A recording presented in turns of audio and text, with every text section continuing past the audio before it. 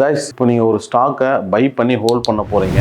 நான் ஒரு ஷார்ட் டர்மாக பண்ண போகிறேன், இல்லை ஒரு லாங் டர்மாக பண்ண போகிறேன்னா டெலிவரியில் பை பண்ணி ஹோல்ட் பண்ணுவீங்க. அந்த மாதிரி பை பண்ணி ஹோல்டுற மாதிரி தான் அந்த ஸ்டாக் என்ன ட்ரெண்டில் இருக்குதுன்னு தெரிஞ்சுக்கணும். அதுக்கு நம்ம என்ன பார்க்கணும்னா, இப்போ பாருங்கள், நாங்கள் ஸ்க்ரீனில் எழுதிருக்கேன் bullish, very bullish, neutral, bearish, very bearish, neutral. அப்படின்னு என்னன்னா, ஒரு ஸ்டாக் புல்லிஷ்லேருந்து வெரி புல்லிஷாக மாறி, அதுக்கப்புறம் நியூட்ரலாக மாறி, அதுக்கப்புறம் பீரிஷாக மாறி, அதுக்கப்புறம் வெரி பீரிஷ், அப்புறம் நியூட்ரல் அண்ட் தென் புல்லிஷ். இந்த மாதிரி வந்துட்டா நம்ம பை பண்ணலாம். அது எப்படின்றத நான் ஸ்க்ரீனில் போய் இப்போ காட்டுறேன். மணி கண்ட்ரோல் ஆப் ஓப்பன் பண்ணியிருக்கேன். இப்போ கேம்ப்ஸ் ஸ்டாக்கை எடுத்துட்டேன்.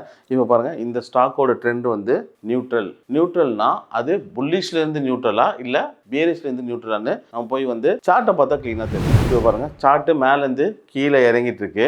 இறங்கிட்டு இருக்கும்போது என்னன்னா, பேரிஷ், வெரி பேரிஷ், இப்போ நியூட்ரலாக மாறிட்டு இருக்கு. இது எப்போ பிரேக் அவுட் ஆகுமோ, இப்போ நான் மேலேருந்து ஒரு ட்ரெண்ட் லைன் வரைஞ்சிருக்கேன். இந்த ட்ரெண்ட் லைன் எப்போ பிரேக் அவுட் ஆகுமோ புல்லிஷாக மாறும் அண்ட் தென் வெரி புல்லிஷ். அப்போ புல்லிஷாக மாறும்போது நீங்கள் பை பண்ணால் நீங்கள் இந்த லெவலுக்கு டார்கெட்டை வச்சு ப்ராஃபிட்டை புக் பண்ணிட்டு ஈஸியாக வெளியே.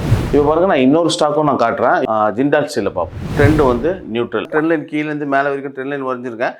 இது எப்போ பிரேக் அவுட் ஆகுதோ அப்போ என்ன ஆகும்னா பேரிஷாக மாறும் அண்ட் தென் வெரி பேரிஷ். அப்போ அந்த இடத்துல போய் நீங்கள் செல் பண்ணி ஃபியூச்சரில் ஹோல்ட் பண்ணிங்கன்னா ப்ரீவியஸ் லெவல் எங்கே இருக்கோ அது வரைக்கும் நீங்கள் ப்ராஃபிட்டை புக் பண்ணிக்கலாம்.